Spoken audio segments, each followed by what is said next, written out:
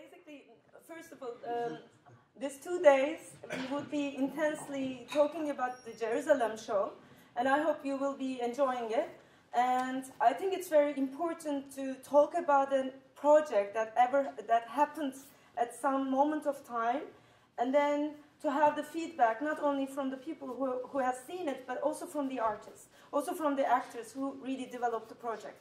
That's why I find it very important opportunity to have this chance to talk about this and to understand and to try to get other views of how people are seeing this show, how we are perceiving this show, or how we have digested it all through this time.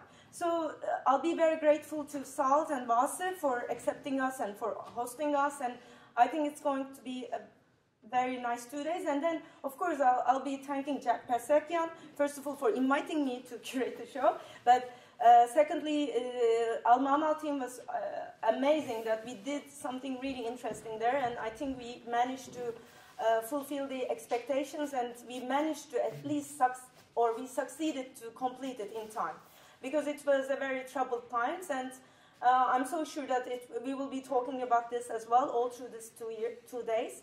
So I won't be making it longer, because I'm going to have my own presentation about the Jerusalem show, about the structure of it today.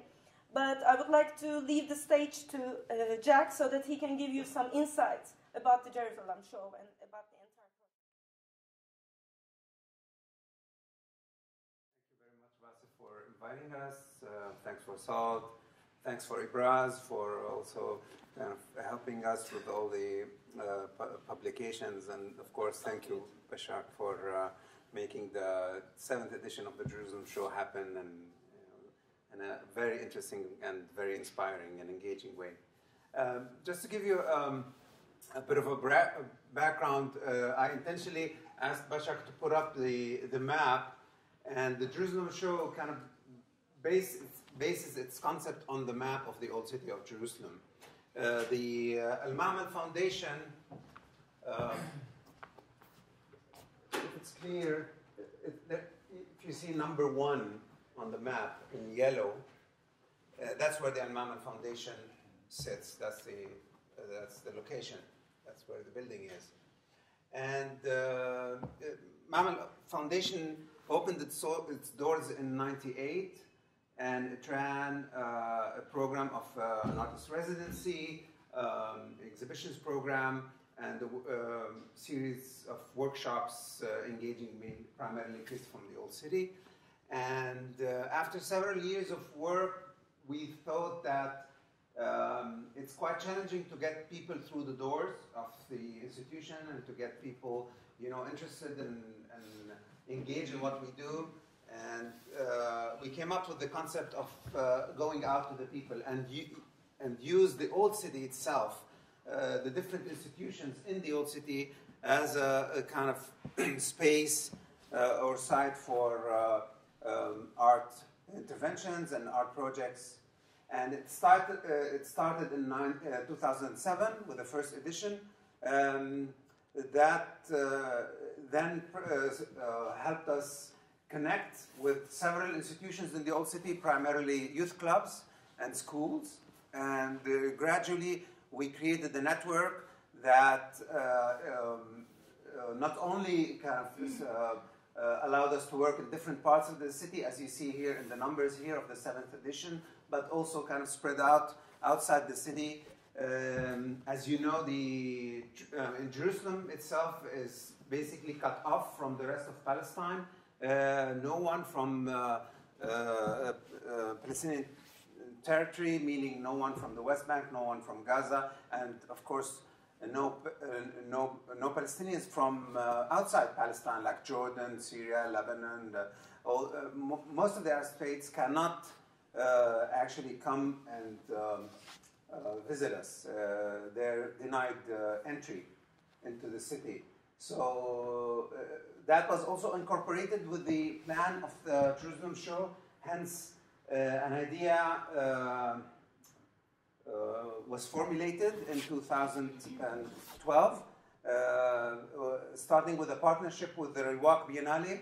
And with that partnership, we were able to develop a concept where different art institutions in Palestine could work together, partner together, and hence create a network that bridges all the different regions in Palestine that are, as most of you probably know, disconnected, interrupted by a big, huge wall, by checkpoints, by the impossibility of movement from one place to another. And we created something called the Kalandia International Biennale.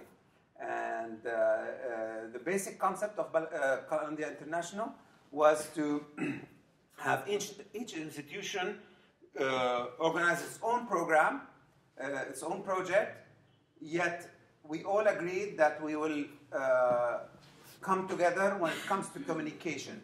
So everybody agreed that under the umbrella of the Kalandia International Biennial, each institution partnering in this event would somehow chip into the communication budget and would agree that its project, its product, or whatever it's presenting is under this event. We agreed on the timing of the event, so it would span a month, and we agreed in the second edition, which was in 2014, when we organized this Jerusalem show. We also agreed on the theme, a very kind of broad theme, which was archives, where we somehow, all the partnering institutions somehow dealt with the concept of archives. I think Bashak will touch upon that in her presentation about what was done in the Jerusalem show. So in 2014, the Jerusalem show took place in Jerusalem. Ruwaq institution organized tours in different villages in Palestine, primarily in the south of Palestine, near Hebron, and the villages around that area.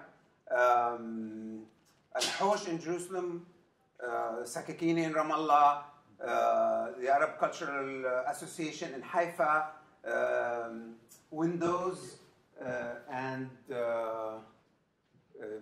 Shababik, and what's the other institution now? Misses me, from Gaza. Organized 2 exhibitions in Gaza, and we were in total 13 organizations from the different parts of Palestine, and actually 1 organization from Kuwait, who partnered in what eventually came to be the second edition of Kalandia International. Going back to the Jerusalem show, what kind of puts it a bit, what makes it a bit different from the rest of the other events is that it's the only, or I would say the main event, or the only event within the Kalandia International project that invites artists from outside Palestine. So we tried in each edition, and this was the 7th edition, so we tried in each edition to have almost an equal number of anywhere between 20 and 30 artists, so have as many artists from outside Palestine as artists from within Palestine, which of course touches upon one of the main goals of the Al-Ma'mal Foundation, that the concept of which was based upon the access to outside expertise, the exchange between people within Palestine, primarily within the area of Jerusalem, as I mentioned, a place that is literally cut off, or what's the right word in English? I would say actually stranded outside the whole context of art and cultural work in Palestine. And hence allow this bridge between the outside and the inside, allow the communication, allow for artists to not only come and present artworks, but also to come and be inspired by the experience of their stay there and somehow develop projects that would eventually address some of the issues that we face, some of the issues that we deal with, some of the problems that somehow make up that very complex environment where we live. What did I miss? As you see in this, on this map, we had 12 locations in the old city. Some of them are old hammams. There were 3 old hammams that we used. One of them, right on that number, let's see, probably here 5. Number 5. Yeah. Lionsgate. 9, I think. No. 9 is Swedish. Yeah. You're talking about The hammam in the Mary, Virgin Mary. Yeah. That hammam was opened for the first time for this show. We also had a fantastic space that Hera would talk about, which is the pool next to the what they call the Patriarch's Pool, which was also a space that we specifically accessed for this show, which has never been used before. So as part also of the concept of the Jerusalem Show is to also discover new spaces in the city and to allow not only the artists to come and do work there, but also to allow the public who do not have access to these spaces to come in and see it and visit it. So within the 2-week period of the Jerusalem show, people get the chance to kind of see the city from a completely different perspective that they normally are allowed, or they normally know the city by. So this is another kind of layer that the Jerusalem Show brings to this city. A city that, as you know, is highly contested. We at the Al-Ma'mal Foundation work outside, I would say, outside the would-be normal relations with an institution working within a normal context, like in any other place where we do not cooperate or we do not coordinate, we do not talk actually to the city hall, to the municipality. So what we do is in one way or another, I don't want to use the word subversive, but it is not something that I would say the Israeli government would readily approve of. So we cannot really use public spaces in the Jerusalem Show. We cannot have work that sits outside in public spaces because that is illegal. And we had certain problems in previous editions of the Jerusalem Show where some artists decided to put things outside, and immediately we had police come in and stop us and take that down. It would be something very interesting because in a couple of the shows we had people dealing with the surveillance cameras. The city is replete with surveillance cameras. There's not one single corner in the city or street that is not covered by surveillance cameras, which kind of puts us at kind of very at risk when somebody, be it an artist or anybody who comes to work with us, suggests that we would like to work outside your space or out in public space anywhere in the city. Actually, it's interesting you asked this question because money has become actually now, more than ever, a big problem as it's getting more and more scarce and as it's getting more and more difficult to raise funds for art and culture projects in Palestine and particularly in Jerusalem. For example, a big funder that used to support Al-Ma'amal's activities in general and Jerusalem Show in particular was the Ford Foundation. And 4 years ago, they've decided that they want to pull out of Palestine because of several issues they had. And so they pulled all their funding from Palestine, which basically dried up a main source of funding for arts and culture in Palestine. And is AFAC raising its contributions?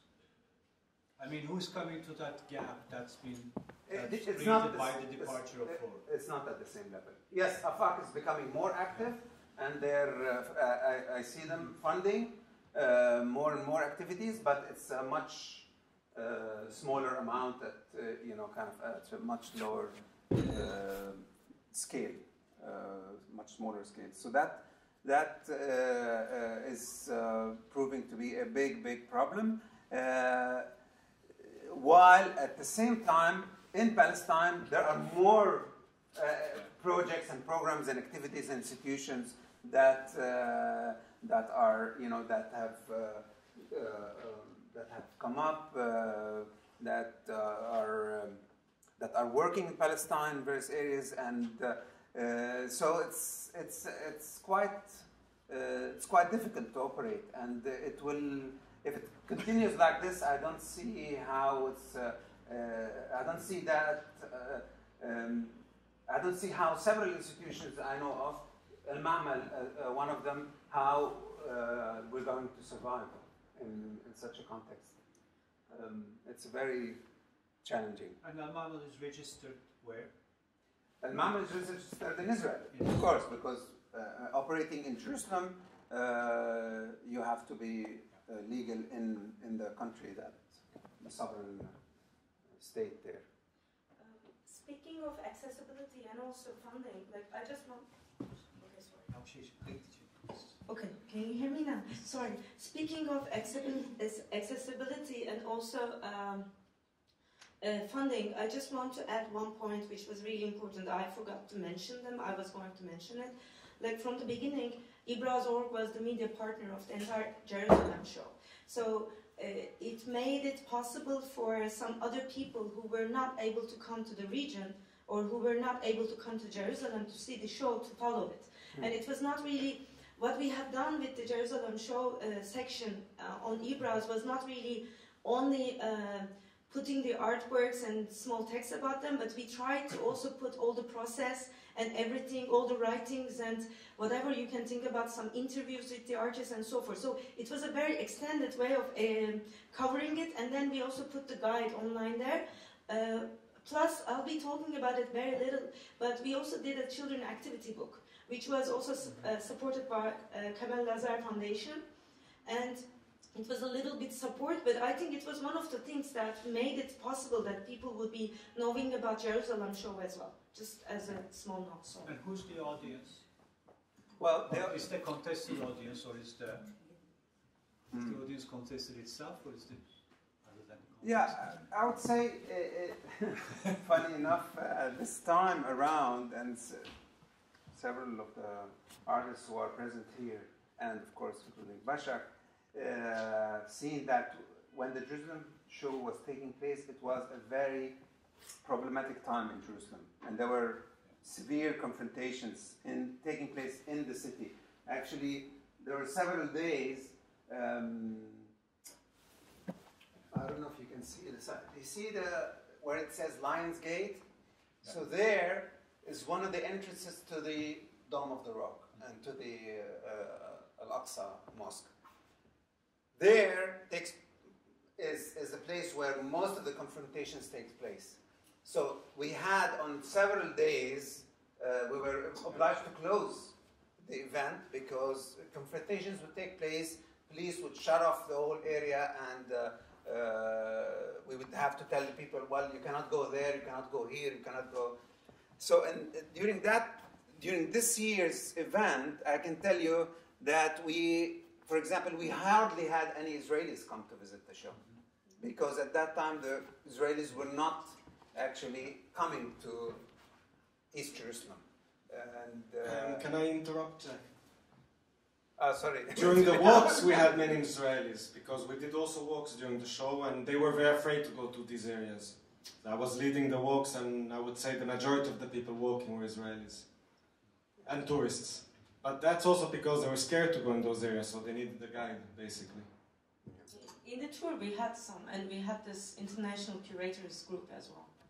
No, we had some leftist Israelis coming and seeing as well, but I don't think that it was the same amount of people. We don't know they're leftists or rightists. But I don't think that... We cannot tell. But to be frank, I don't think that it used to be much more higher.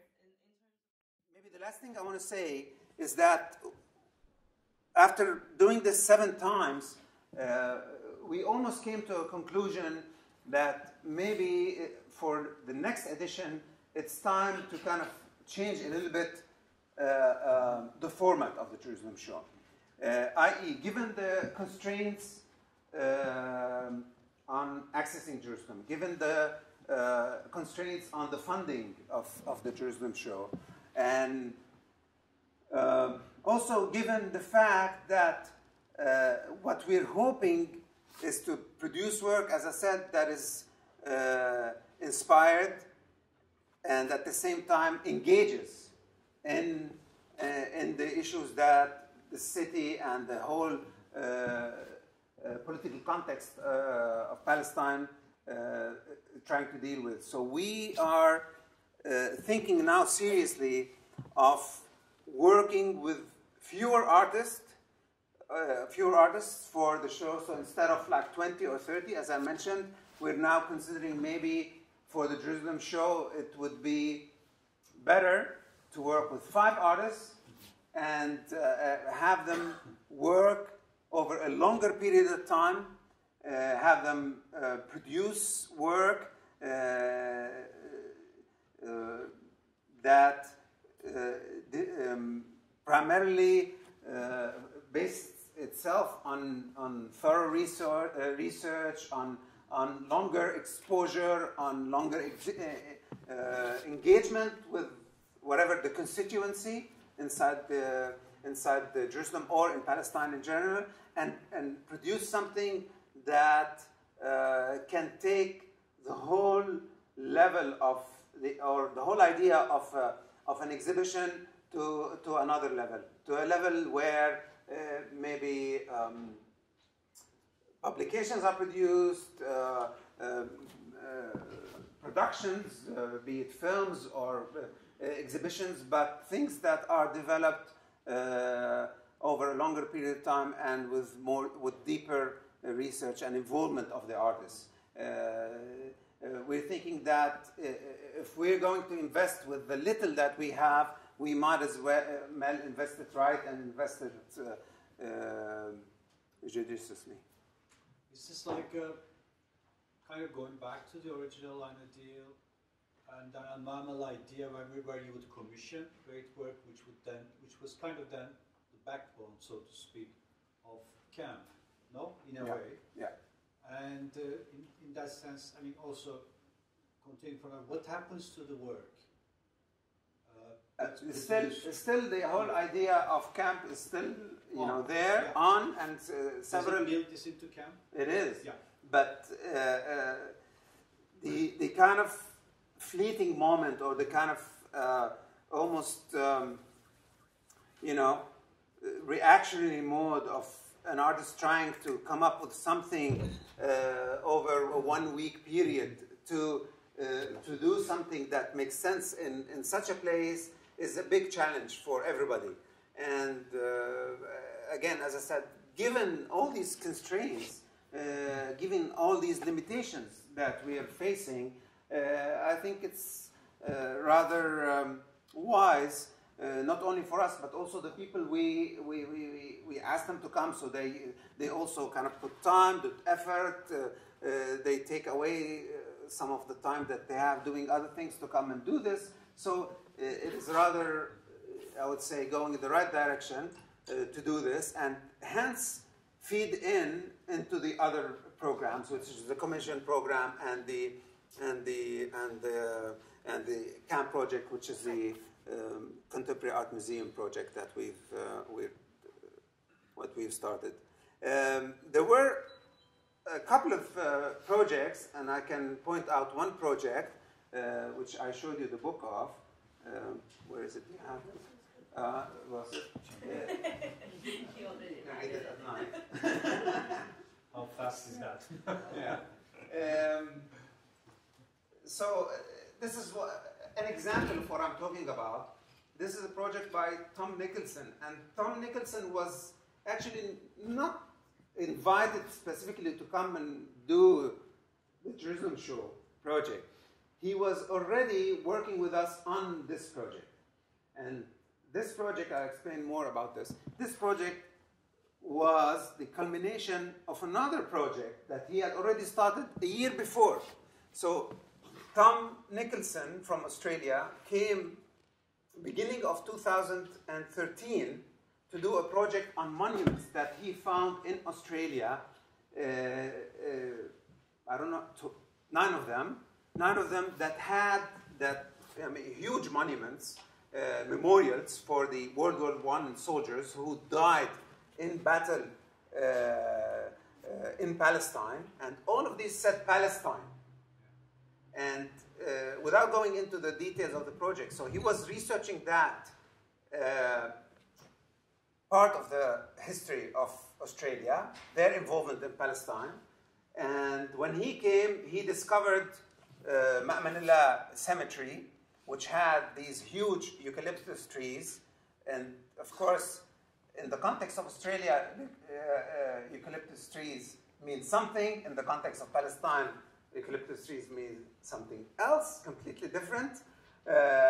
So they're more connected to the Aborigine history. Here it's connected more to the colonial history. And from there he produced this project. And now he's working on a third project that also connects that history, which is the mosaics that the Australian Army kind of had stolen when they were there in 1917 and took to Australia. So it is this kind of thing that I'm thinking of and that I have in mind, where somebody is really invested in this, and we are able, as an institution, to help this kind of work and this kind of research.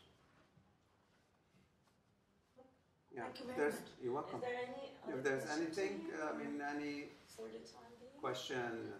Maybe like you can tell about the educational impact of this show. Like I really mean on the infrastructural level as well, like how many people, young people, get involved as assistants and kind of We make it a point that most of the artists, not all of them, and maybe Connor can also speak about, to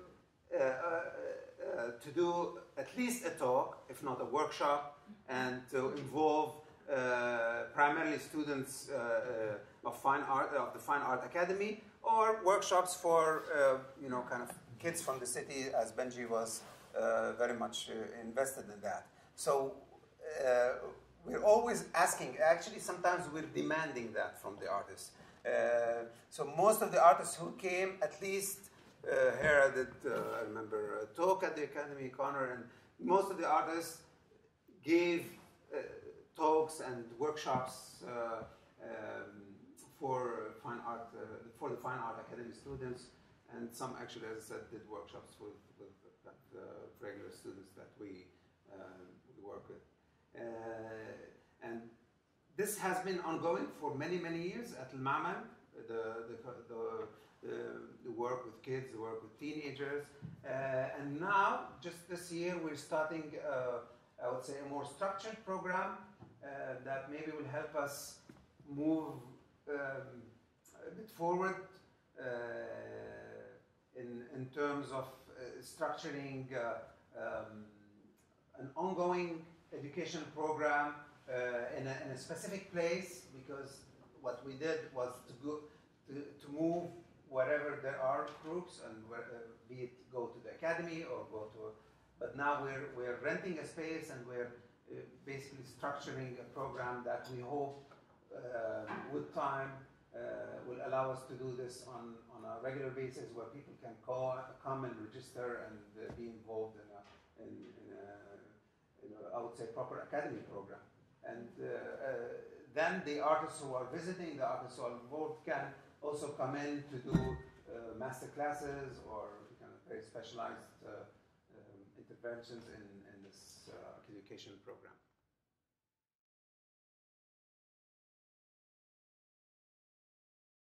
Okay, now we are going to listen Hera Büyüktaşçıyan and her project that took place in 2 venues indeed. So she will be explaining it in details, and I must say that I have to be underlining something here. Yes, there was very little time for each and every artist to make a research, but all of the projects, without any exception, they're all research-based projects. So I think Hera Büyüktaşçıyan's project is one of the best examples of it. Yeah. I was invited to first see Jerusalem and to find a site that I could kind of make a connection with myself. And so the first time when I went, we were on the top of the Swedish Institute with Jack and Gülsün Kara Mustafa, and we were all thinking that how dominant the city is, both visually, both contextually. And when we were top on this building, I just discovered a big gap in between a kind of a neighborhood that was looking like a kind of car park, but we were not sure what it was. And then when I began to research about it, I found out that its name is Patriarch's Pool. It has various names, by the way. Right now it's called Patriarch's Pool, but in the past times it was named Hezekiah's Pool, Birket el Batrak, and Amigdalon Pool as well. Actually, the main story of this site is going back to the 1st century before Christ. A king called Hezekiah have been bringing water to the city. This is actually from a part of a quotation that I found out. He is the king that is bringing water to the city, water supplies, cisterns, and these type of water supplies to the city. So this is actually one of them. But at the time when they are having a kind of war with the Assyrians, actually there is the commander Sennacherib, and they are having a war with King Hezekiah. And one thing that the king is deciding to do is to, in order to push back all his enemies and kind of make them weaker, he decides to remove all the water that he himself has supplied to the city. And he is building up a kind of, a tunnel called, right now it's also accessible, called Hezekiah's Tunnel under the city of David. And he is changing the direction of the water spring called Gihon Spring. And this is literally actually causing a huge, not a disaster, but how could we call it? Like, within years from that times, all the water is beginning to reduce day by day from all the cisterns and open air pools that he himself is building up. So, and he's directing the water under this tunnel, and you can literally walk in this tunnel right now as well. It takes 45 minutes to walk from here, and it ends up at the pool of Siloam, which is, it's also told within the stories that that is the pool that Christ has healed the blind. Which was, for me, it was kind of interesting because I was working also at similar timing about blindness, the matter of blindness, the notion of invisibility, and how can we see certain things that are getting invisible in life as well. So somehow this notion of, this coincidence of the notion of blindness came into scene for me as well. That I began to feel the urge to, questioning myself how I could replace something that is missing and bringing to our current time. This is another wall painting that you can see showing the pool of Siloam, that Christ is healing the blind. So these are some details from my research drawings that I have been doing when I was in Jerusalem for the first time. I went to the site to take some pictures, and we can actually literally see how the water has completely disappeared. Actually, if I have to go back to the first pictures, like this is the way how it was filled.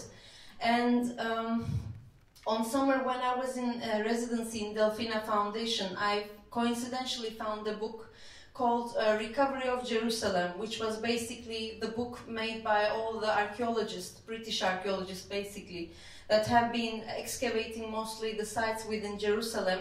And also they had a chapter of the cisterns, the pools, and all types of water supplies. And I actually found out that there is a kind of foundation in London called Palestine Exploration Fund, which I found the original letters of the archaeologists finding this site and even tasting the water and explaining their dialogues with the public of the time. This is on 1870s as well. Sir Charles Warren and Sir Charles Wilson have been doing the excavation of this site. So for me, as I was gradually moving on, working on this project, I began to feel like a kind of a type of an archaeologist that is type of excavating it, different notions at the same time, and or excavating invisibility in different sense. So I began to read more about their letters, and that kind of shaped my whole project. So whilst also walking within the city, I have been observing the bazaar places and different type of aspects within the city.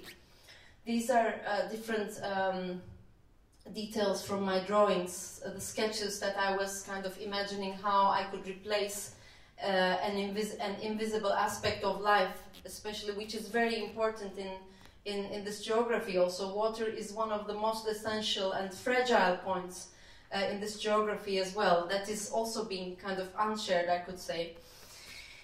These are other details from the drawings. So actually, as I was saying, I have been inspired by details from the city, like these ones, that have been kind of giving me the feeling like there was a kind of virtual water that has been flowing over the city and over us.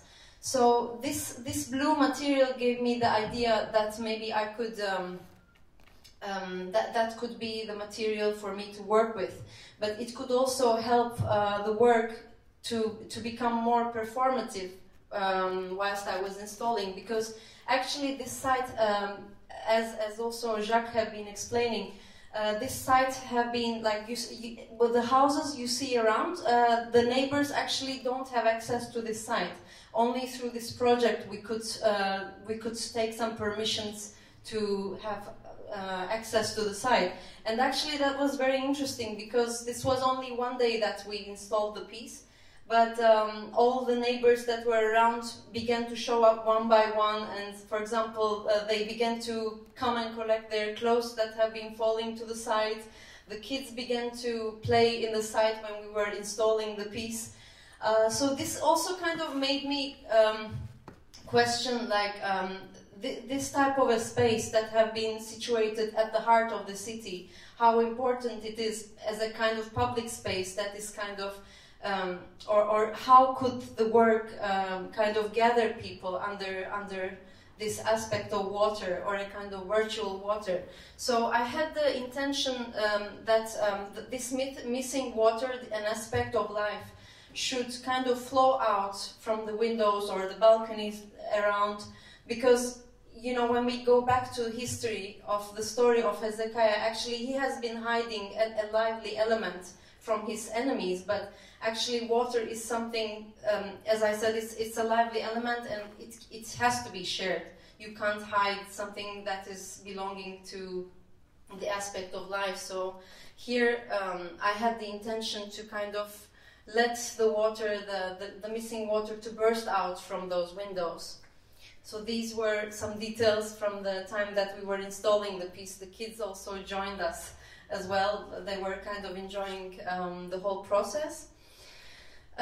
So this is how the piece looked like at the end. Like it was beginning from one balcony, and actually, literally, when we were installing, the neighbors were naming the piece as çadır, which is çadır in Turkish. It's to become a tent or a bazaar place, and I realized that all the neighbors that have been coming to the site began to, like, there were people who did not know each other even, so it became a kind of spot that people could actually connect each other. Because when we think of water geographically, especially, for example, if we consider of Istanbul, for example, it is an aspect that connects geographies. Also, it disconnects, as well as like disconnects languages, identities, and many things.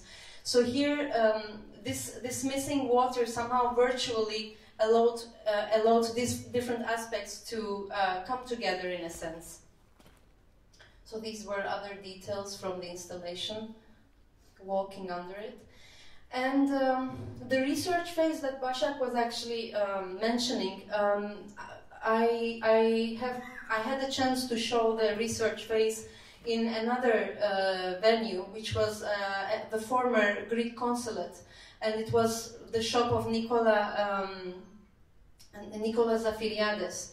So some part of the installation I had the chance to implement it over there as well, but I wanted to behave to the space as oh, why is devam edemiyor şöyle resimler çıkmadı. So anyway, if I had to continue, the rest of the space I have been kind of exhibiting the research drawings, and I kind of wanted to use the space as the studio space of those archaeologists that I found out in London, as if because they, within their letters, they were mentioning that they had their headquarters or really small spaces within the heart of the city that they could engage with the public and people over there, as well as doing their works. So I have been exhibiting my drawings as well as the letters. So it became a kind of hub or a kind of beginning point before people were actually going to see the real installation.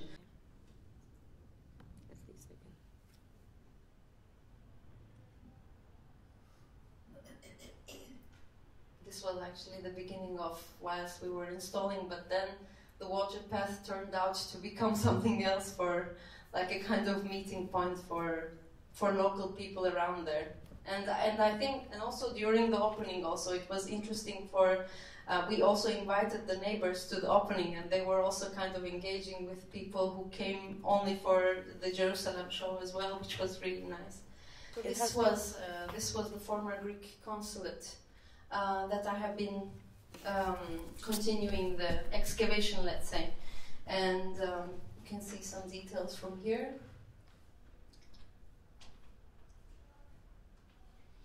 And these were like the desks of the former general's office as well, that I have been using like a kind of studio space or the office space of the archaeologist, which was also, I think it's this much, yeah.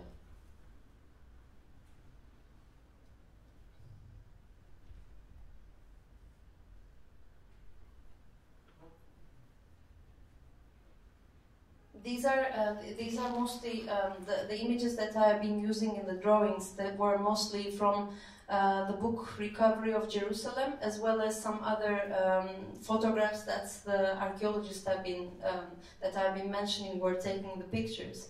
So these are photographs from the different sites of Jerusalem, actually. It's this much. Thank you.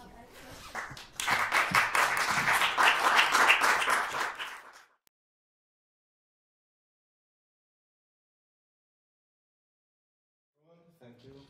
Thank you, Sol, for being here. Thank you, Jacques, Başak, Ibraz, and everybody who participated in the Jerusalem show and made it possible.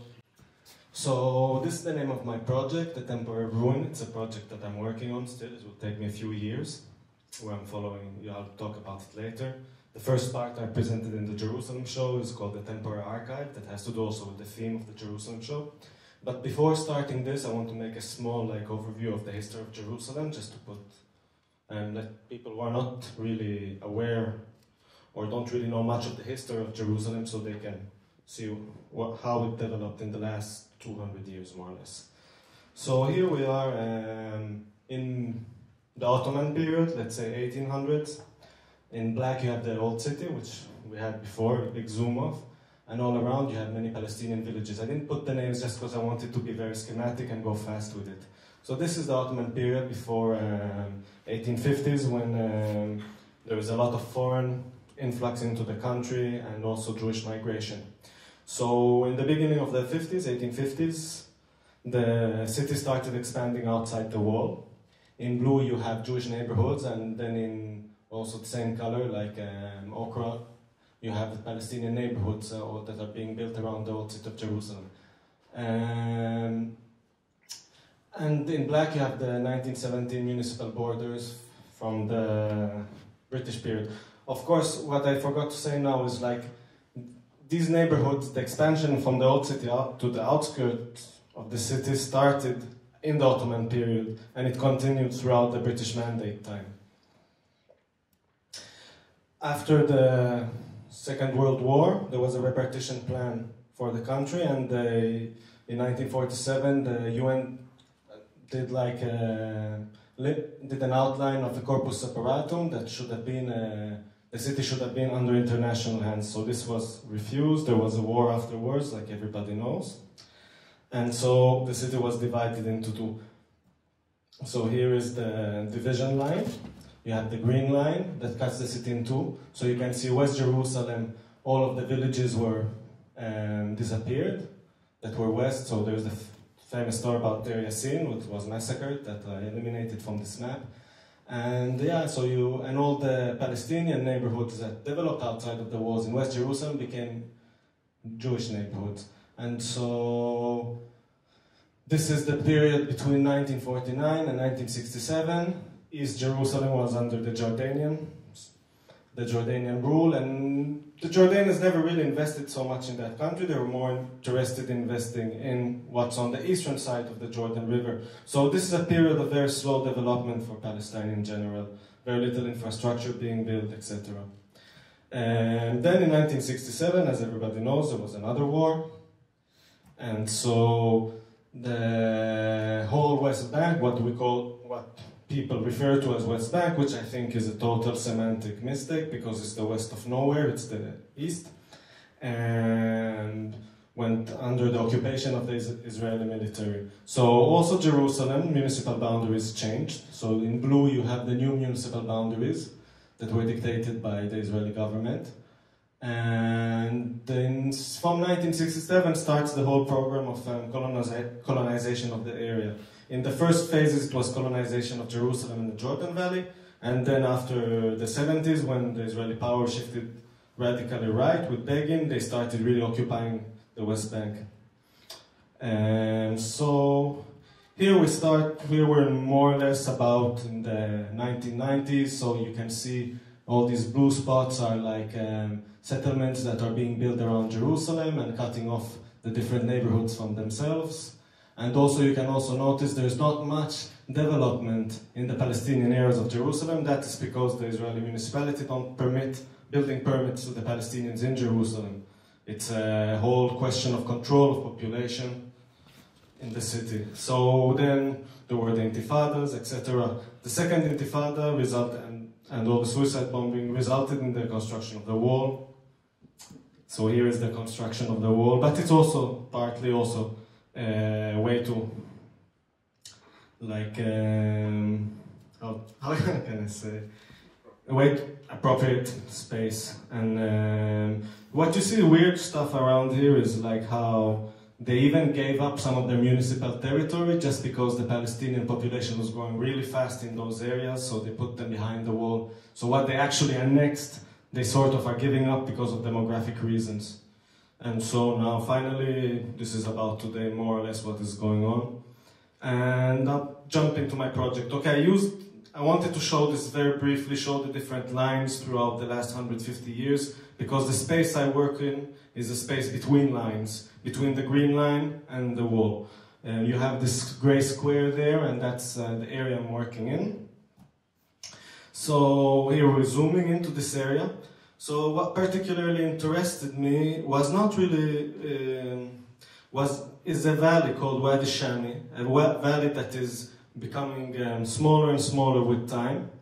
In this map, you can see there is, in gray you have the main road, the main highway, the old highway, that was the old patriarch's route for centuries existed, that connected Bethlehem to Jerusalem.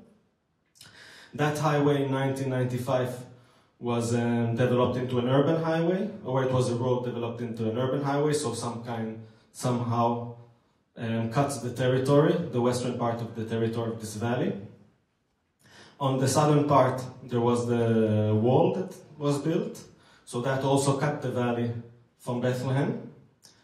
On the eastern side, there is a settlement, Har Homa, that was built in 2001. They started the construction. Well, actually, they started before that, but there was a lot of problems around it, so it was frozen for 5 years. So the eastern part of the valley got totally cut. Where it's written St. Elias Monastery, just below it there's a blue line. That's a highway that is being built today. They started a few months ago. So this valley is getting smaller and smaller and retracted. And this is, all the black dots in this valley are what they call field houses. And well, just advance here. Now you can see a Google map, so you can see a bit the different textures of the urban space. What is a bit more geometric and straight is Israeli neighborhoods, and what is a bit more like chaotic, organic is Palestinian territory. Or not Palestinian, not territory per se, because Tuba, for example, is under the Jerusalem municipality, while Bethlehem is under Palestinian Authority, that is, by the way, controlled by Israel anyway. So this is just so you have a small idea of how it's totally urbanized around this valley. This valley is like a buffer zone today between the settlement and the wall. There's a very nice documentary, or nice, I don't know if it's a term, but an interesting documentary about the wall that came out in 2006, I think, where they explain also that between the wall and Israeli urban spaces, there needs to be a buffer zone, a security zone. So the valley becomes a buffer zone, but the northern part of the valley, where they're building the highway, is going to be totally demolished, and a new neighborhood will be constructed there in a few years. So it will get even smaller and smaller. When they planned the new limits of the Jerusalem municipality, they projected neighborhoods in the limits, and then once the neighborhood in the limit, which is settlement, is built, they develop between it. So yeah, this is the last section in Jerusalem that is being built. The west, the north, the southwest, Gilo, was built from the 67 on and is still being developed. In the north, east there's Pisgat Ze'ev, Ma'ale Adumim, Neve Yaakov, and other neighborhoods that have been built, and it has all been filled in between them. So this is a pattern that has been going on in Jerusalem. So I really wanted to document basically this valley, and the project, the temporary ruin, is partly documenting the destruction of this valley while it's going on. So that's why it's a project that is ongoing and is not finished. The first part of this project, what interested me, was to archive all the ruins in the valley. In the valley, there's like 42 ruins. There are field houses. What I didn't say before is when I pointed the Palestinian villages, these are like real villages, but then most villages were sort of in relationship with the fields adjacent to them. And in the traditional culture, the inhabitants built field houses, so during the harvest season they could go out in the field and take care of their land, store food, etc. So this is somehow very basic structures, And this really interested me because of a whole question about monuments and heritage. So I will come to that later. And here are some pictures of the valley. So you can see it's like it's like Mediterranean landscape with terraces and olive orchard today. Here you have like, if somebody wonders why the trees are white, it's because there's a gravel factory next to it that all the wind blows into the valley and also more or less pollutes it. In the background you have the big settlement, which looks more like a medieval UFO than anything else. Here is a zoom on some terraces. And here is the ruin, one of the ruins. So, why did I want to do this this project, and how did I want to do it is kind of the conceptual work. Most of like images and paintings of Palestinian landscape, they date back from the neo-romantic period with all the travelers coming there. So, but they all depicted mostly monuments, like important monuments, what we can consider with a longer history, religious monuments, etc. So there is no real like Palestinian landscape painting of the landscape of the people, the common people, and that's what interested me the most, is to archive the heritage of the common people, the heritage of people who just lived in the fields. It's also to question the notion of monuments, like when we decide that something is a monument, there comes the whole question, a monument for whom, like what does it serve? And in this case, I wanted to question this notion of monument also because, I mean, this is not just a critique on the way Israelis are destroying the Palestinian landscape, but it's an auto-critique on how Palestinians are also destroying our own heritage, just because we forgot its value. I mean, we have an institution, Riwak, that is doing an amazing job, but it's a very small institution and compared to all the destruction that has been going on. And they're being much more focused on the villages and urban areas than open spaces. So this is how I work. And this also has to do a bit with the concept. It's like I'm trying to, that's why I started with my map with the 1800s, like the same way the neo-romantics came and depicted the country. This is how I decided to produce my paintings. So now we'll skip, I'll show you the paintings. I mean, what interested me the most is to create something a bit abstract in some ways. I wanted to get like the architectonic feel of these houses, but I always tried to frame it in a way not to reveal at all the context that's around it. So it was a whole question of how I'm framing these ruins. I'll skip to the next one. And also to like show the relationship, the vernacular relationship between the building and the territory, and its territorialities too, because in this case, this whole valley is around the ancient Roman aqueduct.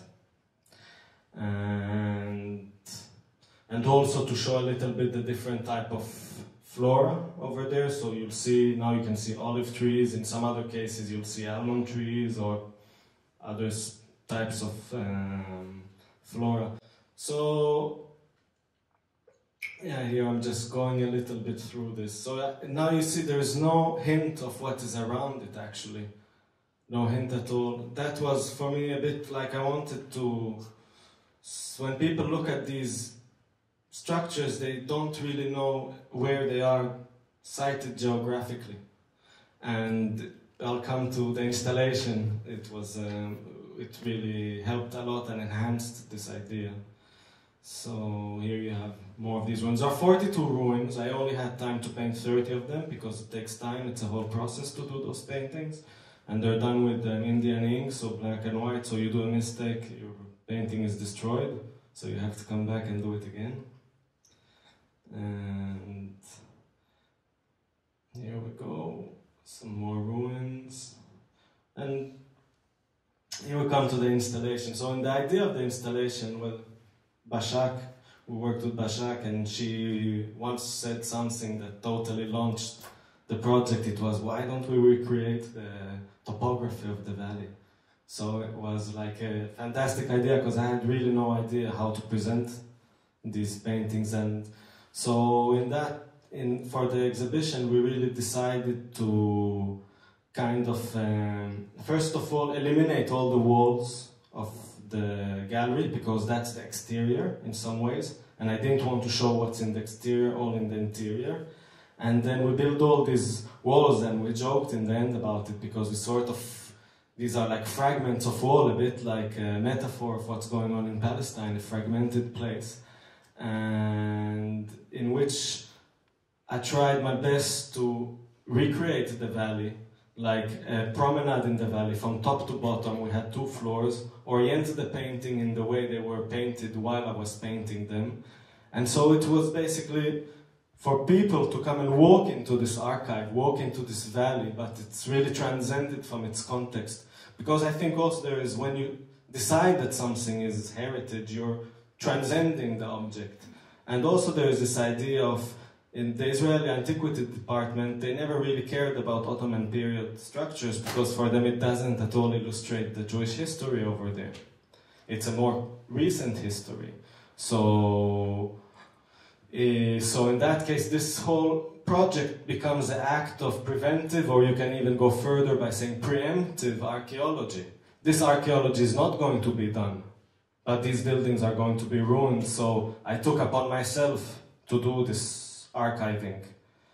And so this is the top floor, and then we walk to the bottom floor, and you can meander, and wherever you go you always see several ruins in perspective and in different heights. And it was difficult with the space to do this, but I think in some cases it kind of worked, so it was a really fun experience. And yeah, I think I will stop here because I've been talking a bit. Maybe if somebody has questions, I probably forgot something because it's been done. It's been a while.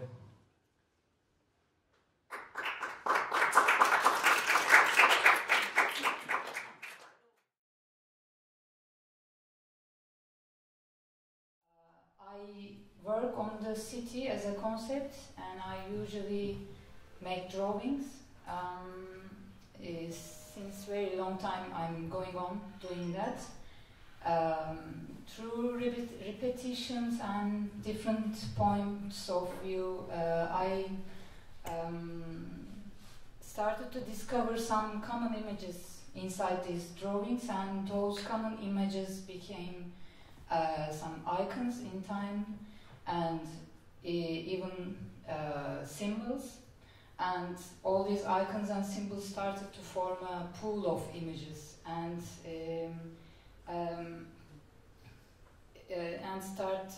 I start to take these icons and combine them to come up with new meanings. This way on the other hand, this way I try to form a kind of pictograph. The story of Atlas of Interruptions started in Istanbul. These are the drawings I did in Istanbul, and those are the crops, and start to look at them in different way.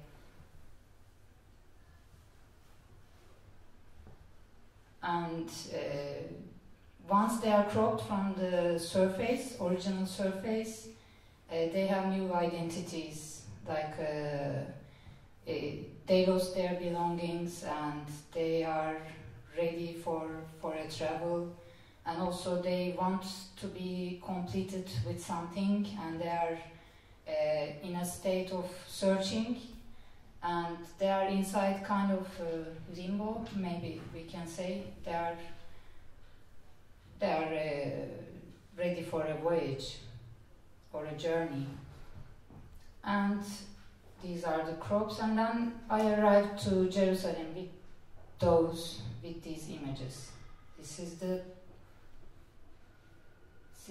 the place where Mahamam el-Shifa and El-Haim, right? It's here, and this is El-Wad Street, and this is Temple Mount. This is the ground floor plan. This is Souk el-Katenin, and it has two doors. Here it opens to El-Wad Street, and that door is the Bab el-Katenin, which is opening to the western side of the Temple Mount. So it's controlled this way. This place is controlled here. Always police is watching the door, and on Saturdays, which is the Muslim holiday, and on Saturday is Jewish holiday, and on Fridays is Muslim holiday, they actually keep the entrance. They put a barricade and they let only Muslim people in.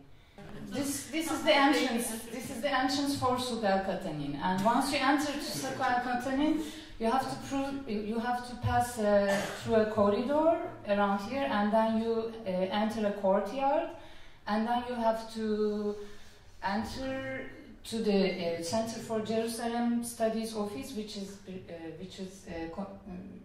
belong to Al-Quds University. You pass through the office and you come to the boiler section of the hammam, but the entrance section is cancelled, and it's now boiler section is used as the entrance at the moment. So you have to pass through the office, and I made a drawing for you. This is the drawing of the hammam.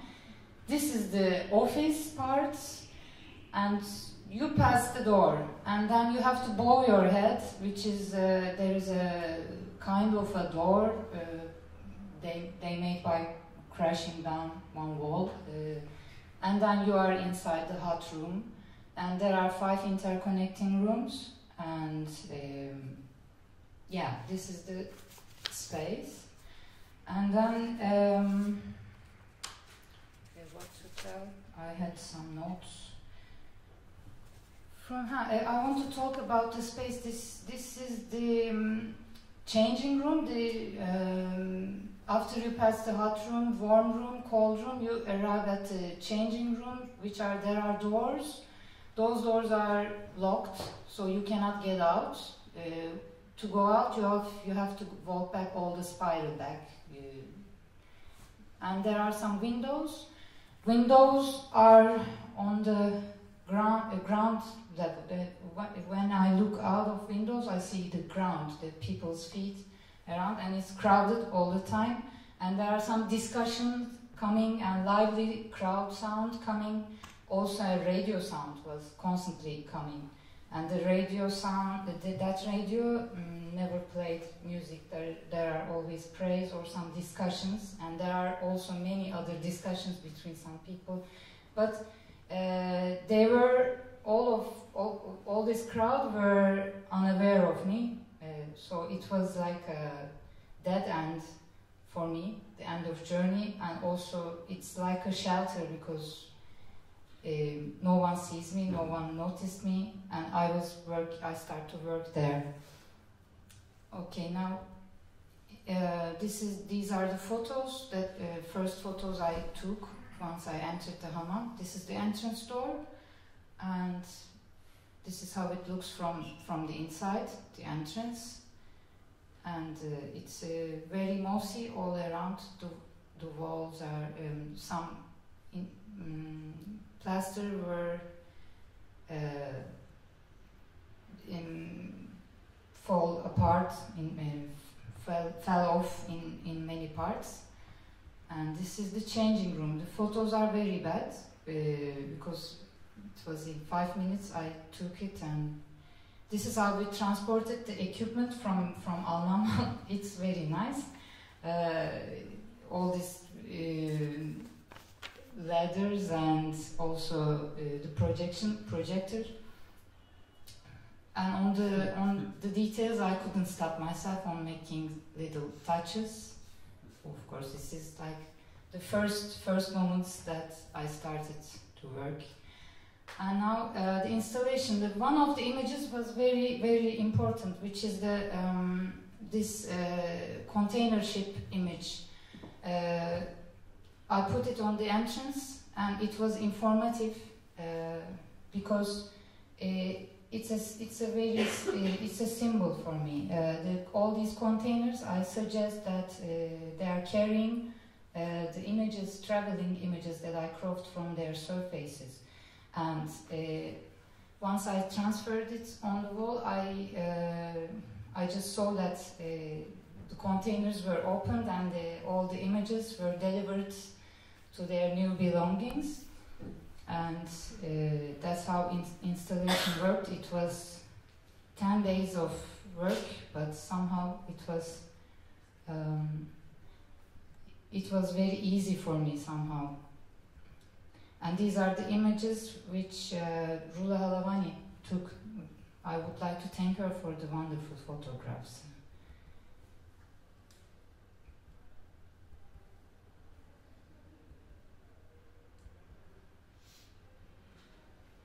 Yeah, all these additional, how do you call it? Valves. Additional valves. They were replaced and it worked well with the drawings. And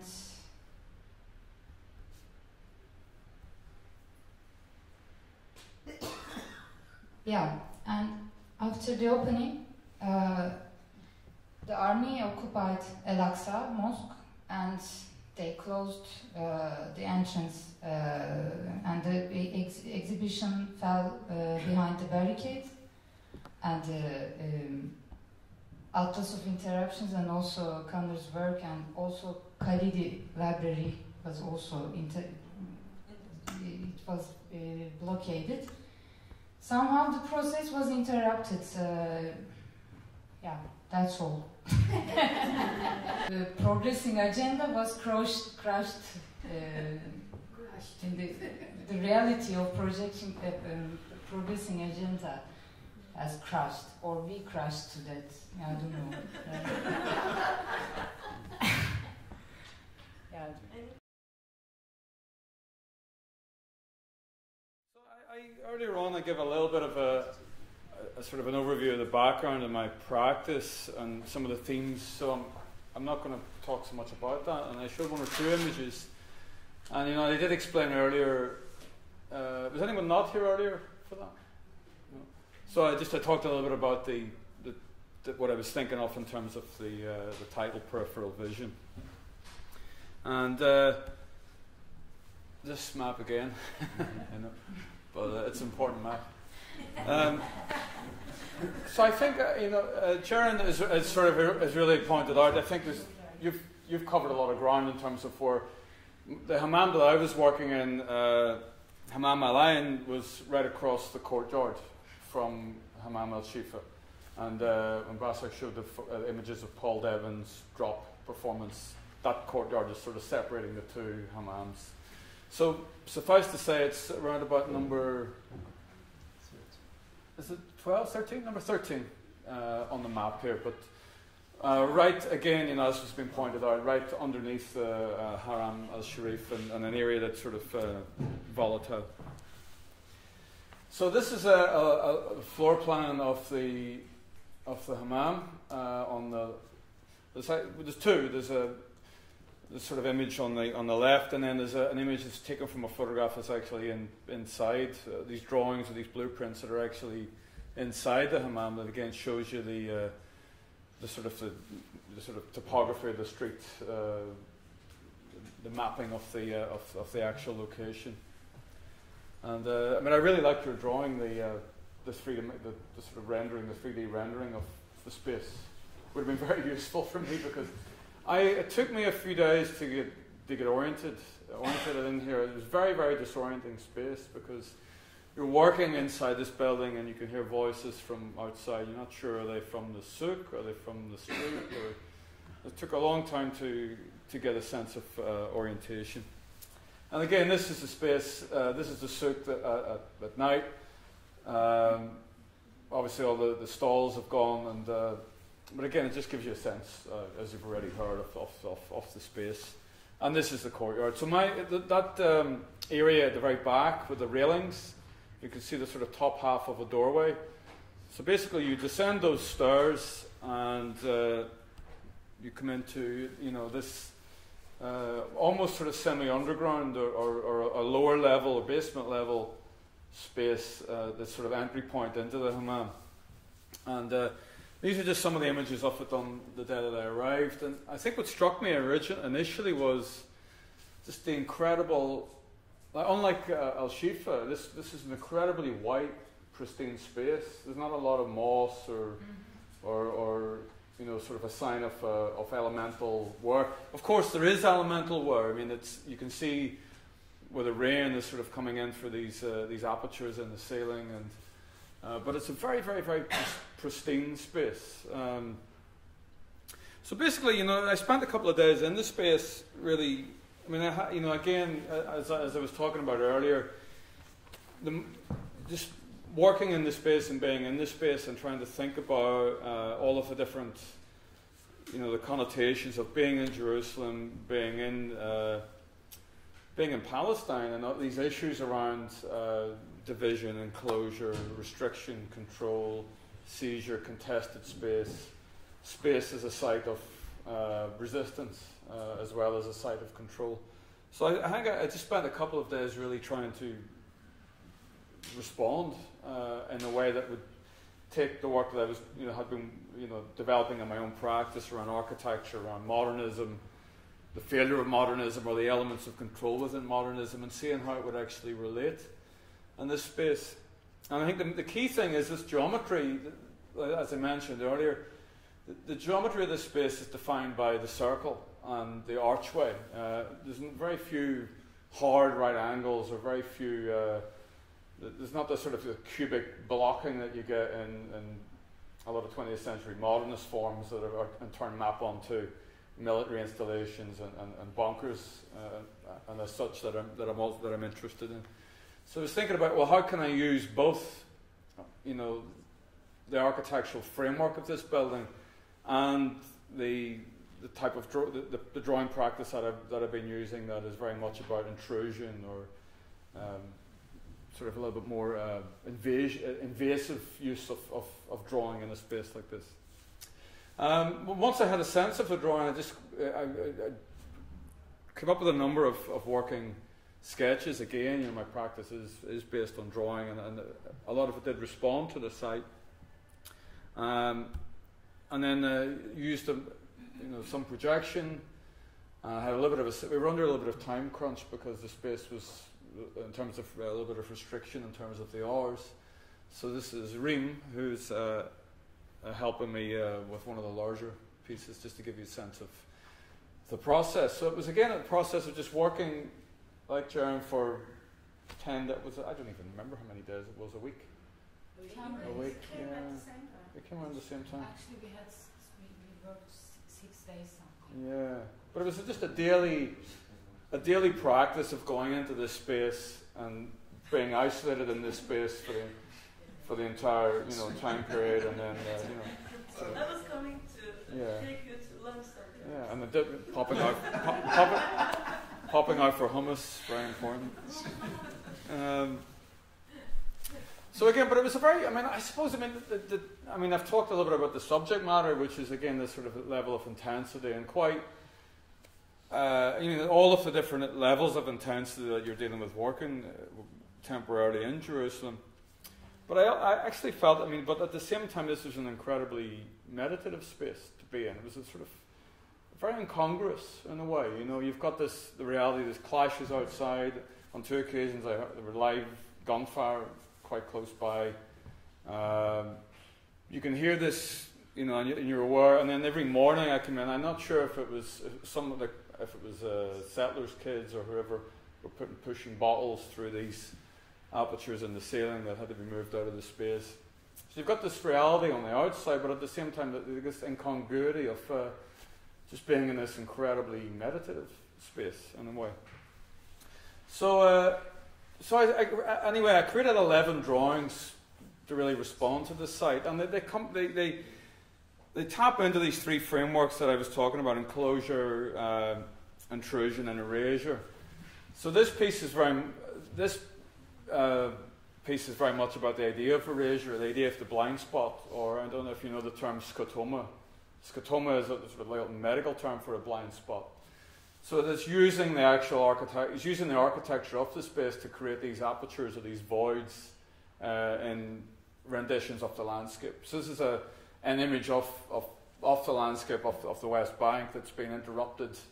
It's been encapsulated, encircled, locked into a geometrical framework, and then but also subject to this sense of removal or extraction at the same time. And I mentioned already the trees of all these ideas of the forest, and the forest as on the one level, the forest is from an ocular-centric surveillance control point of view, the forest is a threat. But in terms of the Zionist project, I think it's been well documented historically that the forest is also this idea of covering up, of hiding, and then reclaiming this sort of tying into this utopian myth of nation formation and nation creation in a sense. So if you go back, so you've got erasure, removal, and working in tandem with this idea of creation, of fabrication. So this image, and it just gives you more of a sense of the space, and this is just a detail. So again, working with ink on the wall, the walls had actually needed quite a lot of preparation. Ink didn't work as a material; they were just soaked into the wall and disappeared. So I had to switch to acrylic. So they are murals in a sense. I mean, once you start using I refer to them as wall drawings, but I suppose they are also murals at the same time. And again, some of these are Issa's photographs, which I borrowed from. I think the Flickr page was created for some of the installation shots. So that was the first sort of space dealt with this idea of erasure, of removal, and then coming into this sort of this more central atrium. I started looking at this idea of intrusion, these block-like forms, these sort of bunker-like structures that reference military facilities, defensive architecture, the architecture of fortification, of the bulwark, that again sort of it situates and intrudes and it situates itself within the confines of this space and these alcoves. And then you can sort of see in through the middle, in through this doorway in the middle, another space with a larger piece that builds on the same idea. And again, I mean, despite the concerns, the thematic concerns, it's an incredibly beautiful space. And I suppose that's just something that you reconcile yourself with all of these different thematic strands around control and appropriation. But this incredible sense of light. And I suppose, again, this is a 13th century building, it's Mamluk architecture. And I suppose it's not, in a way, the sort of the metaphor of the space of purification, of sanitization and whiteness isn't necessarily lost in terms of the way this work interacts with the space. That idea of purification, of sanitation, taps into all of the same sort of narrative framework of removal, of extraction, of creating the tabula rasa, the palimpsest, the void. So again, you've got this sort of double bind of whiteness, if you like, of removal and of purification on both senses. This is just a few more details, just to give you an idea of how the drawings operated in this space. Just on the notion of whiteness, I just wanted to read out a quote. I was also thinking of Alan Feldman's work. He wrote a book called Formations of Violence, which he wrote very much in relation to the Irish conflict, but I think some of his ideas around the notion of white space, or he's talking about the space of interrogation, but I think it also applies a little bit. So he writes that white is a colour of total and exhaustive exposure, in which nothing can be hidden or disguised, in which there are no recesses or depths, only the self reduced to a figure against the ground, a diagram. So it's this idea of removal, reducing or removing human subjectivity, reducing it to the level of the diagram or the level of the cipher, in a sense. So again, give you more of a sense of space. And then through there are separate spaces off this main circular area that I created. Again, this idea of back to the idea of enclosure, the idea of the walled garden, the idea of ideology as a walled garden, as an enclosure, which is about, again, protecting, nurturing that which is contained within, which is completely predicated on the removal or the exclusion of the other. And again, very much specifically relating to the situation in Palestine. But I also think you can map that onto Fortress Europe at the minute as well. There's a meta narrative, unfortunately at work there as well. Where it's increasing walls, fortifications, barriers, restrictions, movements. I think Jerusalem's at the sharp end of this, and Palestine has been for many, many years. But I think you're seeing the same. Not the same. I can't compare. It's a different process. But the same elements of that process are at work within within the surveillance state, within increasing repression and barriers to movement within Europe as well. So this is just to give you an idea. They're quite large scale, and again, using the geometry that mimics the geometry of the space. Geometry is a form of enclosure. And again, just another. This was in the space opposite, and if you can make sense of these terms, it's a labyrinthine space, lots of rooms within rooms. And then in the last section of drawings were created in this larger space, and I suppose some of them were last. Well, I think I started with the idea to do 7 drawings, and then it was 9, and then it just got. So it was very much sort of thinking on site, and we'll try to fit another one in here. And but this one here is quite. It's a sort of. I suppose it's a funny anecdote. The guys at the Center for Jerusalem Studies said, "Oh, you should do something really, really big on this wall because this is the best. This is the best wall." So we had talked about maybe doing something really tiny, but I thought, well, I'll do something small but not monumental, But again, these forms again reference again ideas of control and enclosure, the cellular structure, this intrusion, which it's actually a form that I've used before in previous work, but it took on a whole new meaning with regards to crossing through the Calandia checkpoint with these watchtowers. And actually, the college that I'm work at in Ireland has a 15th century tower on campus. So it's a defensive structure from, well, how many centuries ago? It was 500-600 years ago. But it's the same sort of recurring motif, And that's just to give you an idea of the close-up of that piece. Was that a repeat? No, sorry, I'm going back. Yeah. And again, just how the work operates in the space. And I'm just going to show you just 2 images a little bit about the process. So in a way, the earlier works are these architectonic hybrids. So in a way, I'm looking at how, not just how architecture intrudes or encloses or encapsulates, but the sort of the dialogue between these elements of modernism as being something visionary, but also something also defensive. This sort of tension between both social advancement and entrenchment at the same time. And I think, maybe this relates a little bit more to the Zionist project in that sense, that it is about this utopian narrative that's locked into a pre-modernist context, as a colonial narrative that has a modernist articulation, but its foundations are again based on this idea of the defense, of the defensive retreat, in a sense. And again, it's very real. In terms of the very real sense of space in and around Jerusalem. These are just from the Calandia checkpoint. And again, some of the references for the tower structure. And I'm just going to end with the same image because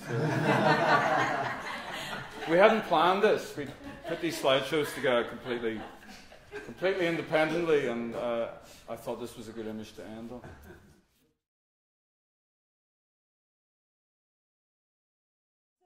basically, what I really would like to do now, like the original plan was I would be talking about the project by explaining a little bit the content and a little bit the concept and everything.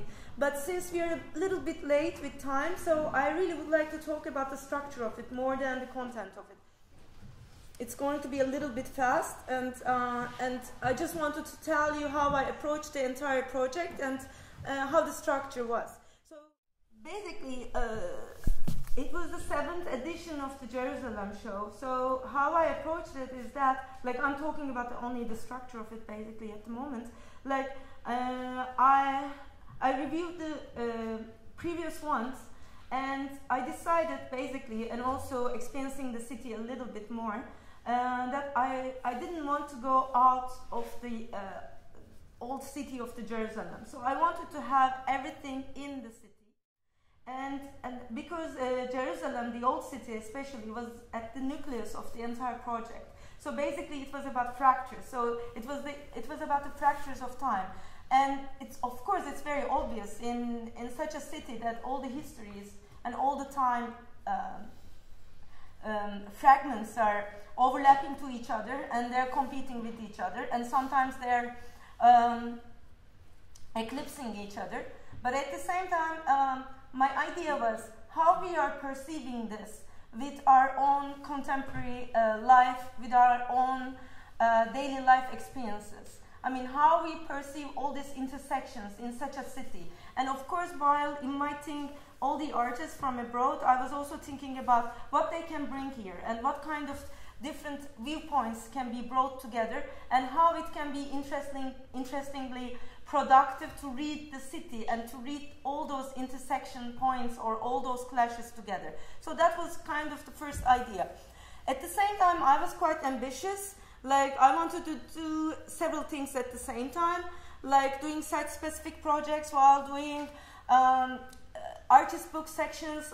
Then I really wanted to do some screenings, and the other idea or the other problematic was from the beginning how to merge them all together, and how to merge them all together while they should be still communicative, they should be still understandable, and they should be still in a state of being followed by the audience. And so I decided to go with the chapters. So each chapter, so I divided this entire show to chapters. So some of the artists and some of the works were getting into 2 or 3 categories, sometimes chapters, but most of the time there was a division in between them.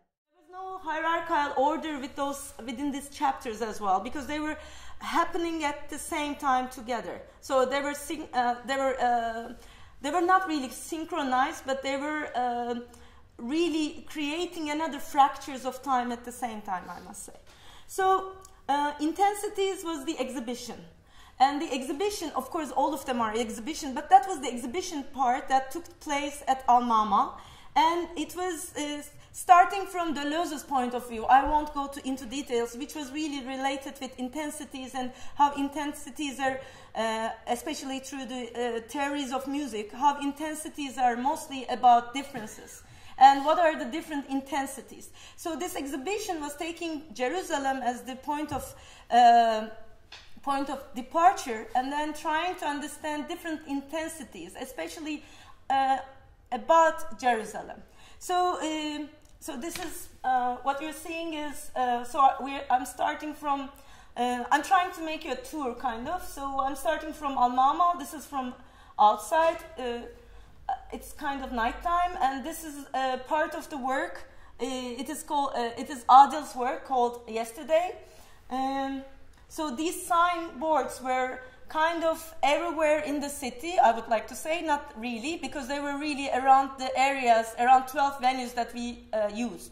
So because of all these limitations, I really wanted to put them all around the city, but it was impossible. But these signs are really very specific for Jerusalem, because these are really very ordinary signboards that they're writing many things like announcements or advertisements most of the time, or things like that, all around the city, in the bazaar or in many parts.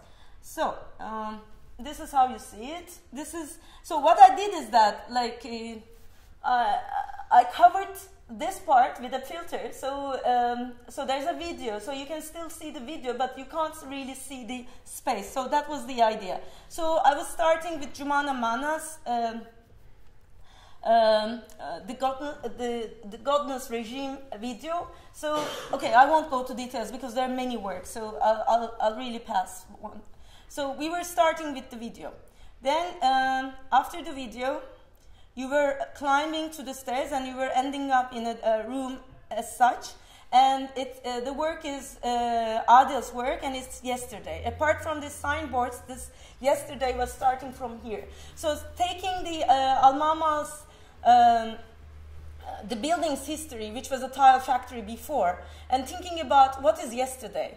Everybody is talking about yesterday, but what does yesterday means? So starting this point of he was questioning what is yesterday, and then you were seeing that all these signs, and these are white on white, saying yesterday in both languages, in both in English and both in Arabic. So it was all around, as I was saying, all around the venues. Then, you know Benji's work. We continue with Benji's work. Just have an idea. Then there was Bashar's work. Bashar's work is about, Bashar is, it was another, as we were talking about Plan B, C, D, E. We were planning to have him as a resident artist. He's from Ramallah, but we couldn't get permission for him to get him out from Ramallah. So we decided to work remotely. So what he was doing is that it's less holiness. So it's a drawing of the old city of Jerusalem, but at the same time in a very touristic way, in a way. But what he was doing is that he fragmented it into postcards. So he was trying to give the idea that how the entire city is still touristic, but how it is fragmented, how it is really segmented as well. Okay, and it was sitting. It was placed next to Cevdet's work, and this is on the table. You see Cevdet Erek's work, and the work is called "Why Can't I Be There?" So it's another story. Like after having hundreds of plans with Cevdet, we ended up having no plan. So then it was quite interesting for me because it was all about time fractures, and it was all about, again, impossibilities that coming all together. So I said, why don't you do a work about why you can't come? Because of all these junctions, all these impossibilities that were coming all together, overlapping impossibilities. So he quite liked the idea, and then he made a drawing, and he sent it to us. He sent it to us from Vatican to Jerusalem. And for him, it was really important moment, like how it should be traveling. Of course, it was risky. It arrived a day before the opening, but it worked well. Okay, Cevdet will be here tomorrow, and he just SMS'd me now. Anyway, so this is Hirakisawa dwelling. This is a very old work of Hirakisawa. I'm so sure that maybe you saw it somewhere else. These are mini maquettes, mini models of flights that are flying inside his apartment. So it was working very well with the idea of Pekka's images here. So these were the images. Like he was thinking about, these are the images, that aerial images that he took from a plane. Basically, we hired a plane, a small plane, and I was in the plane as well, and we hovered around Jerusalem, and he was taking photos. But the result was amazing because he was also thinking about merging it also with the biblical stories and so forth. So at the end, we ended up all these images, and he decided not to touch them with Photoshop, but really to process them photographically. So these are the images. So it was working very well with the Hirakisawa's work because you were also hearing the planes from Hirakisawa's video. Then details. Details is the longest. I must say it is the crowded chapter because it's all about site-specific projects all around the city. So Hera already talked about her work, so I'm going to be quick about that. And this is the second space that she was using. And I think it was also very important for her to also share her research with people, because otherwise this gesture, which was really nice at the pool, was becoming very abstract for me. So I think it was very important to communicate with the audience why she chose the pool, why she did this gesture, what does it mean to other to the audience as well. Okay. These are the images we already. And then we have Arab Catholic Scouts place, and it was a dark area where we were showing 3 artworks. One of them is again Hiraki Sawa, so it's the it is a work called Migration.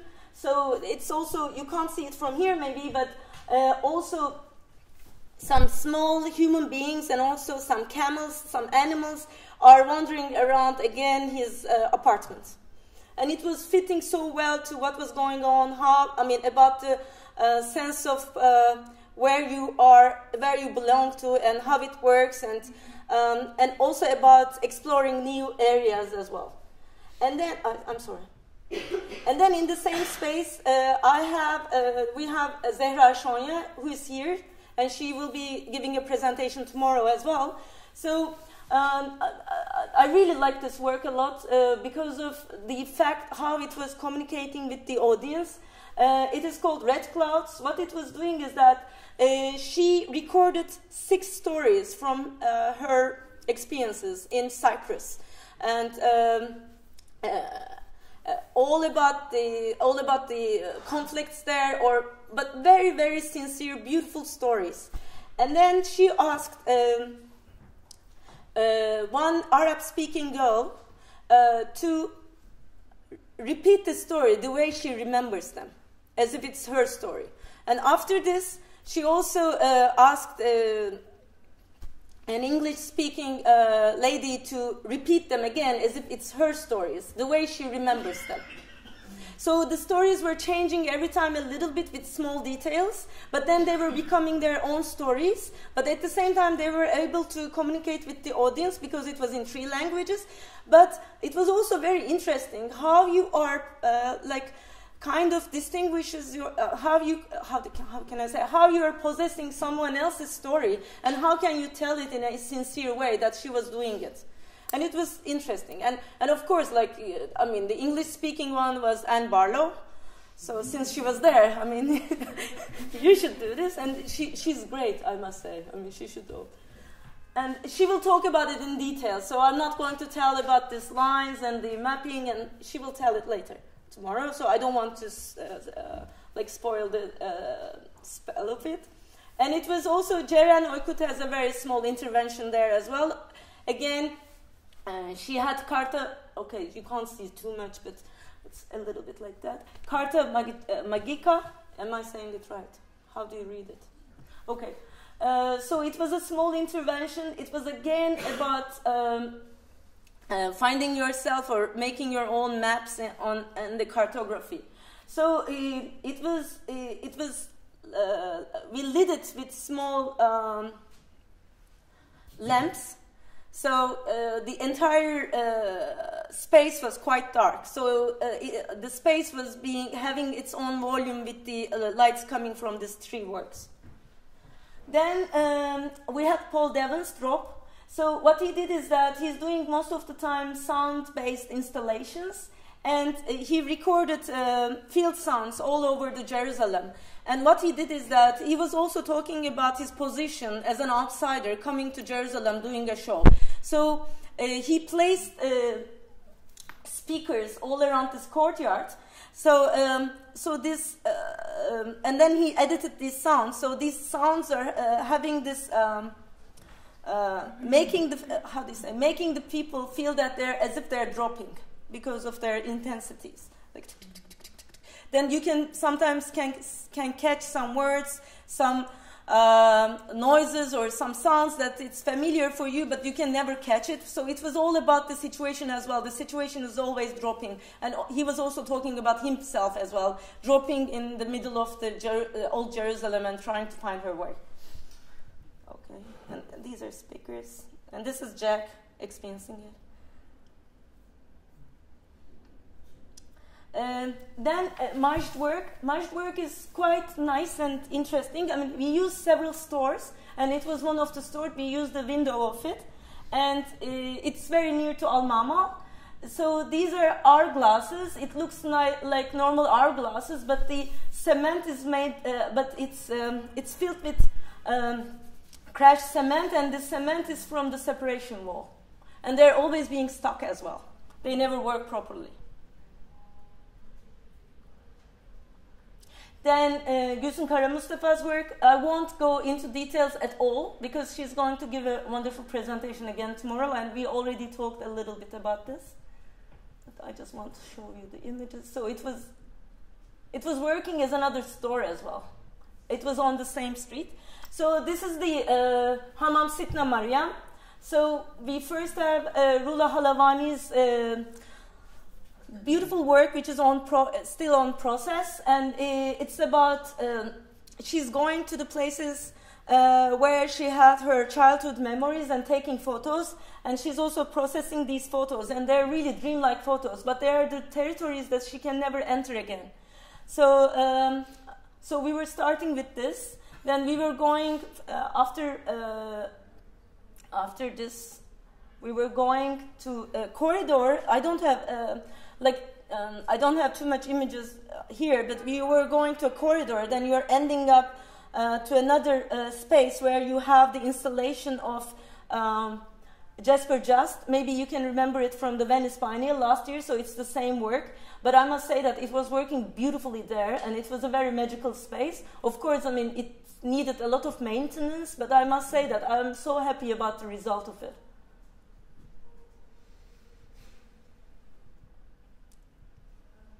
And then we have another space. We used another space, Austrian Hospice of the Holy Family. So it's Noor's photographs. So these are indeed from the archive of her father, who was a taxi driver. And we didn't paint the corridor. It was already Bordeaux, and I think it was working beautifully well. And this is Jonathan Lopin's... Okay, I'm going to talk about this project later, but you just see the images now, then you're going to understand it, because these are the end result of his performance. So he was performing in different venues, in different cities, and then every time he was performing, we were putting another video, we were adding another video, all through the Jerusalem show. Then I have intervals. So intervals are, we use two hammams. They were across each other, and one of the hammams were used by Ceren Oykut, and the other one is Connor. Right after me, they're going to talk about their works in details, and basically the idea is to use the hammam to make murals. So I'll just show them very quickly because we'll be talking about them very soon. The measures was about archives and collecting memories, and also collecting. It was all about collecting books as well, and it was realized it took place in the Halidi Library. So the first work was Raqs Media Collective's work, the Unwritten Library. So they filled one part of the library with the books that were never written before. So that was the idea, and it was all about accessibility. It was all about dream. It was all about the impossibilities as well. And are they still there, Jack? You were talking about taking them all the time, like as a permanent. Yeah, they're still there. Okay, nice. Yeah. We like them. Okay, then we have Tom Nicholson's comparative monument that Jack talked about it in detail, so I won't be repeating it. So what happened is that I must say it as well. I mean, we were having this book section, artist books, and then we were having also the books of Tom. So, like half of the books, right, were stuck at the Israeli customs, and then we started to take them one by one in time. So we couldn't get Tom's book on time for the opening. So he decided to function as a book. So he made a performance, like by talking and explaining the book, and then he asked people to experience it. So then the book came. So this is the library. These are the seats, and each seat is different. Each seat was numbered differently, and people are, by following the guides in the book, like numbers in the book, people are reading what the seat is about. I mean, the space is about that the seat is referring. It's a beautiful work. Okay. Okay, then chapter 5 was lines. So I invited 3 more curators, and Barlow, Branko Franceschi, and also Yazid Anani, to curate screening programs. And along with, so we made a talk the first day. Yazid couldn't come because, again, he couldn't leave Ramallah because of the, how do they say, we couldn't get permission for him as well. But he sent the program, so we showed the program as well. And then we also did something, I think, interesting. We did this premiere of Sivas, the film, with the Arabic subtitles.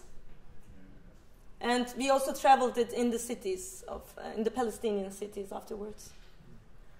Then writing. Writing is all the performances and all the events happened. And this is from the opening. And this is Jonathan Lopen that I told that I'm going to talk about. And it is called Blockus. So basically, he came with this box. And this box contains 50 items that were kept by the Israeli authorities while Palestinians are entering to Gaza. Is it correct? Am I saying it correctly? Yes. Okay. So what he did is that he was opening it and it becomes a table and he was presenting them. And he did this in different cities as well. I'm going to show you another city after this. And these are the items, by the way. It's Turkish paper is there as well. Yeah, A4 paper. And these are the, yes.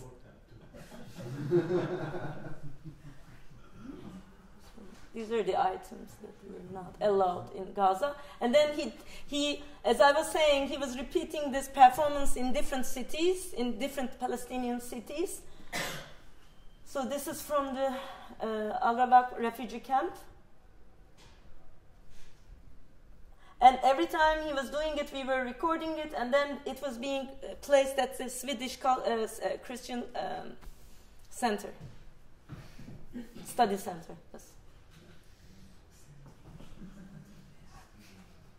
And then we had artist walk, and the artist walk was done by Benj Boyajian. So basically he was making a tour of Jerusalem, the old city of Jerusalem, by also hovering around the works as well. So every time he was going to a work, he was not talking about the work, but he was talking about the significance of the venue.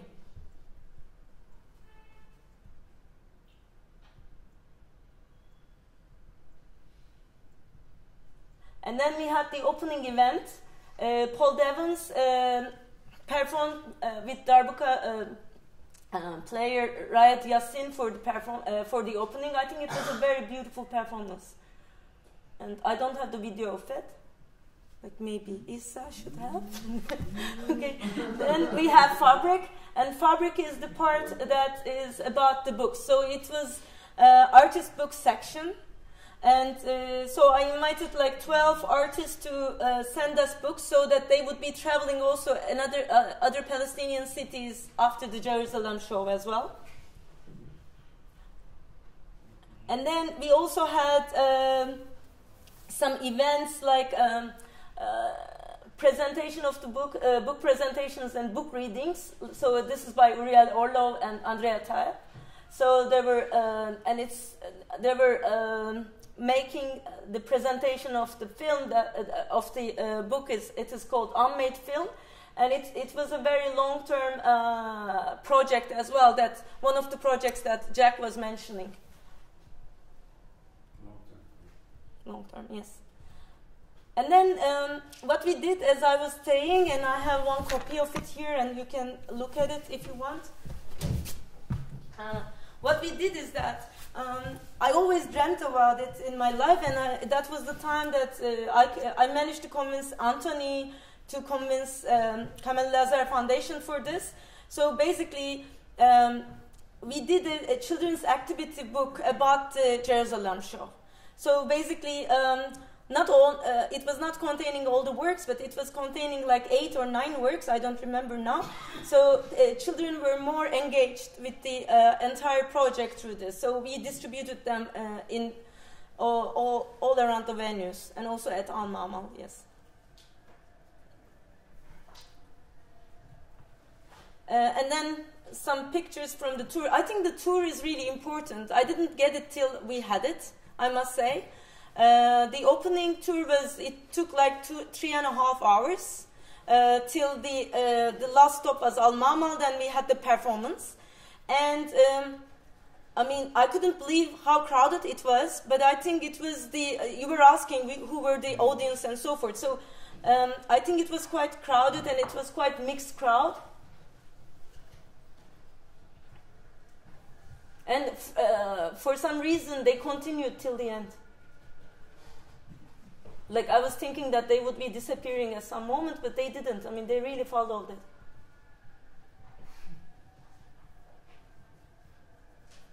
Because it was quite long.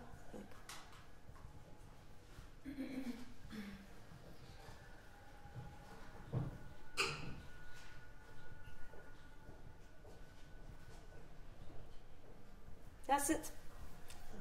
Like, now I would like to...